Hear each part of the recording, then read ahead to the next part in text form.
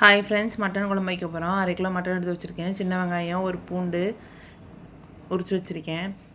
இப்போ வந்து சோம்பு, ஜீரகம், பட்டை, லவங்கம், அன்னாச்சி பூ எல்லாமே சேர்த்து எண்ணெய் ஹீட் ஆனோடனே போட்டு வெங்காயத்தையும் போட்டு நல்லா வதக்கணும். வெங்காயம் நல்லா வதங்கி வரணும். இஞ்சி கொஞ்சோண்டு ஆட் பண்ணியிருக்கேன். இஞ்சி பூண்டு பேஸ்ட்டு சேர்க்காதனால. வெங்காயம் நல்லா வதங்கினோடனே தக்காளியும் நல்லா ஆட் பண்ணணும். தக்காளி வதங்குறதுக்கு வந்து உப்புக்கல் போட்டுக்கிறேங்க, சால்ட்டு. இப்போ மசாலா வந்து ஆறட்டும். ஒரு குக்கரில் வந்து ஆயில் விட்டு மட்டனை போட்டு நல்லா வதக்கணும்.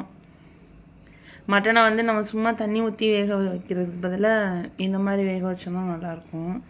சில பேர் குழம்புக்கெல்லாம் வந்து தண்ணி ஊற்றி வேக வைப்பாங்க. இப்போ வந்து தண்ணி வற்றி வரும்போது மசாலா போடணும், மிளகாத்தூள் போடணும் தேவையான அளவு. இப்போ வந்து தேவையான அளவு விசில் வச்சுக்கிறேங்க. இப்போ எண்ணெய் ஹீட் ஆன உடனே சீரகம், சோம்பு போட்டு சின்னதாக வெங்காயம் போட்டு குழம்ப ஊற்றி கொதிக்க வேண்டியதுதான்.